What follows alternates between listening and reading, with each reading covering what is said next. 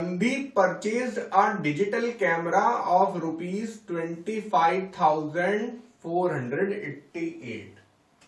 तो 25,488 रुपए का एक कैमरा खरीदा गया, विच इंक्लूड्स 10% रिबेट। मतलब इस पूरे पैकेज के अंदर 10% रिबेट शामिल है on the list price and 18% GST on the remaining price. Find the marked price of digital camera। ठीक है, तो अब इस बात को समझिए। आदमी अगर जब दुकान गया होगा, संदीप जी जब दुकान गए होंगे, तो एक लिस्ट प्राइस होगा। लिस्ट प्राइस पर दुकान ने बोला कि यार 10% डिस्काउंट है, तो एक अग्रीड प्राइस हो गया, जिसको हम लोग सेलिंग प्राइस बोल सकते हैं। लिस्ट प्राइस बोलने में आपको कष्ट है अगर, तो आप मार्क्ड प्राइस भी बोल सकते हैं। इस सेलिंग प्राइस पर 10% डिस्काउंट के बाद ये जो सेलिंग प्राइस आया, ये मार्क्ड प्राइस से कम होगा। लेकिन अब मोदी जी आ गए, बोले भैया हमें अपना 18% तो देते जाओ, तो वो 18% आपको देना पड़ेगा। तो उससे क्या होगा, हो सकता है कि क्योंकि 10 से काफी ज्यादा है 18, तो हो सकता है कि वो जो फाइनल पेइंग प्राइस जो हो, प्राइस इंक्लूसिव ऑफ जीएसटी, वो मार्क प्राइस से भी ज्यादा हो। लेकिन फिर भी इसमें हमारे संदीप जी यानी हमारे कस्टमर का फायदा है, क्योंकि अगर ऐसा नहीं होता तो फाइनल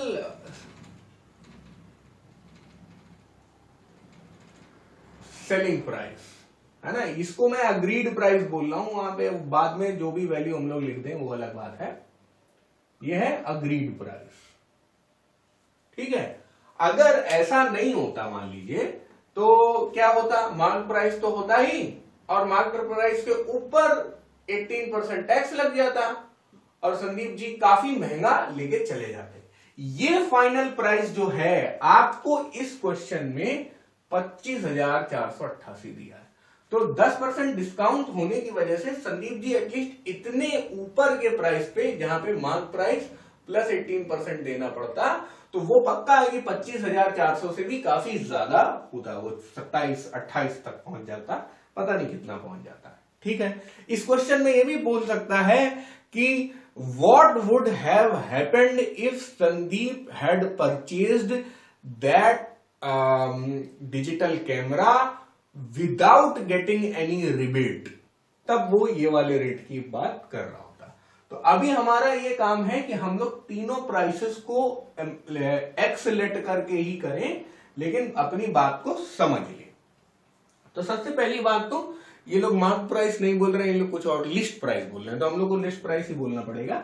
जो मार्क प्राइस होता है वही लिस्ट प्राइस होता है। लिस्ट प्राइस का मतलब होता है बच्चों, जितना टैग चिपका हुआ है उसमें। ठीक है, एमआरपी जो होते हैं, मैक्सिमम रिटेल प्राइस, इस टाइप की बात। तो लिस्ट प्राइस वो होता है जितना वैल्यू टैग में लिखी होती है, लेकिन उस टैग के ऊपर भी जीएसटी आपको देना पड़ता है।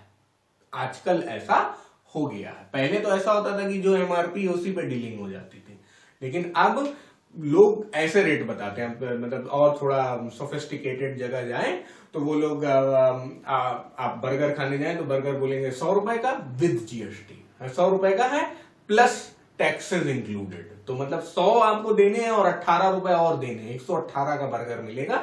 लेकिन वो लोग अपने मेन्यू में 100 ही रुपए लिखेंगे, और जब आपको बिल लेना होगा तो आपको 118 रुपए देने पड़ेंगे। तो ये थोड़ा सा कष्टदायी होता है कस्टमर के लिए कि यार हम तो 100 सोच के आए थे, अब 118 देने पड़ रहे हैं। तो बट ठीक है, यही जीएसटी का रोना है। अच्छा, तो अब हम लोग यहां पे शुरू करते हैं। काफी ज्यादा समझ लिया होगा हम लोगों ने। Let the list price be, आपको पूरा लिस्ट प्राइस लिखना चाहिए, ₹X। agreed price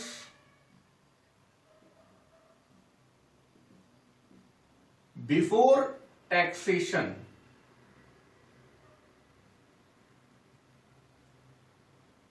and after 10% discount will be rupees 90, will be यही लिख देता हूं, rupees 90/100x। ठीक है बच्चों, तो अभी जो हम लोगों ने अग्रीड प्राइस तक, लिस्ट प्राइस से अग्रीड प्राइस तक यात्रा तय की, वो ये वाली यहां तक आ गए। तो अग्रीड प्राइस अपना कितना हो गया, रुपीज 90/100 इंटू एक्स। फिर उसके बाद हम लोग वापस गए और इस पे 18% और जोड़ा। अब इस पे 18% जोड़ेंगे तो बच्चों हम लोग मल्टीप्लाई करते हैं, ऐसा मत करिएगा प्लस 118 डिवाइडेड बाई 100x, इसी पे मल्टीप्लाई करेंगे, क्योंकि ये एक तरीके से रिकरिंग मल्टीप्लीकेशन ऑफ टैक्सेस है। आप खुद ही देखिए, मान लीजिए अग्रीड प्राइस आपका 500 रुपीज होता, ठीक है, ये छोड़ दीजिए 90/100x को भूल जाइए, 500 होता, तो आप क्या करते, 500 प्लस 18% देते है ना, 500 प्लस 18% ऑफ 500, ऐसे ही तो करते हैं हम लोग। तो हम लोग क्या करते हैं, 500 प्लस 18 डिवाइडेड बाई 100 ऑफ 500, ऐसे करते। और फिर मान लीजिए कि हम लोग यहां पर 500 को कॉमन ले लेते हैं, तो 1 प्लस 18 डिवाइडेड बाई 100। फिर हम लोग क्या करते हैं, 500 इंटू 118 डिवाइडेड बाई 100, ऐसा होता। और अपने इस डिस्काउंट को भी आप समझ लीजिए 90/100। कुछ लोग को अगर नहीं समझ में आया कि ये कैसे मैंने लिख दिया, तो अगर मान लीजिए 300 रुपीज होता लिस्ट प्राइस, तो हम लोग क्या करते, 300 माइनस 10% ऑफ 300। तब हम लोग यही काम करते जो यहां किया है, 300 माइनस 10/100 इंटू 300। तो 300 कॉमन लिया, 1 माइनस 10/100 इंटू 300, तो ये क्या कितना हो गया, 300 मल्टीप्लाइड बाई 90/100। तो ये 90/100 का फैक्टर किस लिए आया, क्योंकि हम लोग 10% डिस्काउंट की चर्चा कर रहे थे। तो अभी तो हमारा प्राइस 300 नहीं है, x है। तो जब x था, जब 300 था, तो हमारा अग्रीड हमारा प्राइस आफ्टर डिस्काउंट क्या हुआ, 300 इंटू 90/100। जब 300 की जगह हमने लिस्ट प्राइस x रख लिया, तो प्राइस आफ्टर 10% डिस्काउंट कितना हो गया, 90/100 इंटू एक्स। यानी कि 90/100 मल्टीप्लाइंग होगा जब जब 10% डिस्काउंट होगा। आप इसके रट सकते हैं, इस चीज को याद कर सकते हैं, क्योंकि ये बहुत लॉजिकल है। जब भी बच्चों इस चीज को मतलब जो कॉमर्स वाले लोग होते हैं, वो लोग बोलते हैं मल्टीप्लाइंग फैक्टर। हालांकि आपकी बुक में अलग से मल्टीप्लाइंग फैक्टर करके नहीं सिखाया गया है, लेकिन आप यूज कर सकते हैं इस चीज को डायरेक्टली, कि अगर 10% रिबेट है तो मल्टीप्लाइंग फैक्टर 90/100 होगा। 20% डिस्काउंट है, रिबेट और डिस्काउंट एक ही चीज होती है, आई थिंक ये जानते होंगे आप। 20% डिस्काउंट है तो मल्टीप्लाइंग फैक्टर 80/100 होगा। 75% डिस्काउंट है तो मल्टीप्लाइंग फैक्टर 25/100 हो जाएगा। तो ये सारी बातें आप लोग समझ गए होंगे। तो अब यानी कि जब हमारा अग्रीड प्राइस 500 था, तो हमारा मल्टीप्लाइंग फैक्टर 118/100 हो गया। यानी कि हम लोग नीचे के रास्ते में जाएंगे तो हम लोग 10% माइनस करके 90 लाएंगे, और इस रास्ते में मल्टीप्लाइंग फैक्टर 90/100 हो जाएगा। और जब हम लोग ऊपर जाएंगे तो 18% हम लोग ऐड करेंगे, तो इस रास्ते में हमारा मल्टीप्लाइंग फैक्टर जो होगा 118/100 हो जाएगा। तो जैसे हमने 500 में यहां 118/100 मल्टीप्लाई किया, वैसे ही अब 500 की जगह तो इसने ले ली है, तो 90/100 इंटू एक्स में हम लोग 118/100 को मल्टीप्लाई करेंगे। तो अब थोड़ा सा जगह साफ कर लेते हैं। अब बच्चों इतनी बात को समझने के बाद हम लोग बोल सकते हैं प्राइस आफ्टर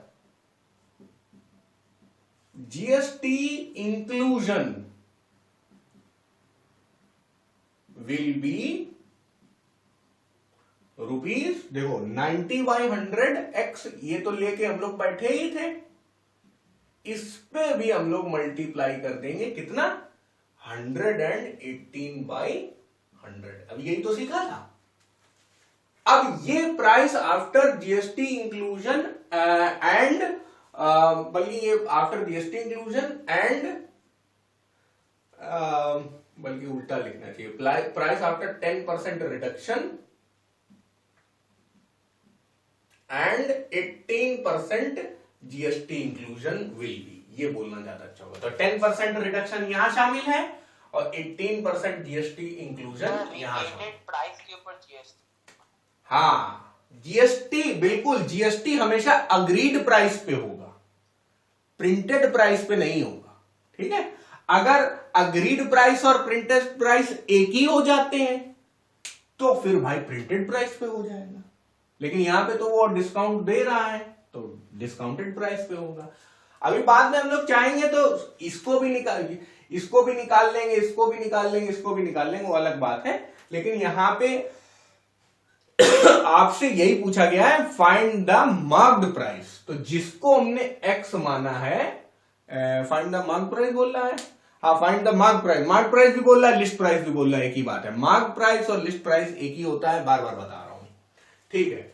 अच्छा, अब ये जो पूरा चीज दिया है यही हमें 25,488 दिया हुआ है, क्योंकि उसमें 10% रिबेट और 18% जीएसटी दोनों शामिल है। तो इसको हम लोग सीधा ऐसे ही लिख सकते हैं, या एक बार फिर लिख दो और फिर उसके बाद इक्वेट करो, लेकिन मैं सीधे ही लिख दे रहा हूं, 25,488 रुपीज लगाने की जरूरत नहीं है, एक्स को आइसोलेट करूं, 25,488 इंटू 100 डिवाइडेड बाई 90 इंटू 118, ठीक है। अब कैंसिल करो, काफी टीडियस टास्क है ये, इसे कैंसिल करना, लेकिन मैं करूंगा। 9 दूनी 18 बचा 7, 74, 9 72 बचा 2, 28, 9 27 बचा 1, 18, 9 दूनी 18, 2832। अब 2832 को यहां देखिए 8 है, और मतलब ये 3 से डिविजिबल नहीं है, तो हम लोग क्या कर सकते हैं, एटलीस्ट 2 से काट सकते हैं, 2 पंचे 10, आई थिंक 18% जीएसटी है या कुछ और है, हाँ 18 ही है, 28 से मुझे ये था कि 28 तो नहीं है, 2 पंचे 10 बचा 1, 18, 2 9 18, और ये हो गया 14, 16। तो अब एक तरीके से हमें 14, 16 को 59 से काटना ही पड़ेगा, अब कुछ चॉइस नहीं है हमारे पास। तो 14, 16, 60, 2 9 18 से लगा 1, 2 पंचे 10, 11 में हट गया 3 और 14, 13 में गया तो 4। हाँ, अब ये 4 में 36, 3 4 5 20 3 23, हाँ ठीक है, यानी कि 4 से कट गया, मतलब 59 इंटू 24 पूरा काटे दे रहा है इसको, तो बहुत बढ़िया है ना। 59 अब काटेगा इसको, तो यहाँ पे 24 आ जाएगा।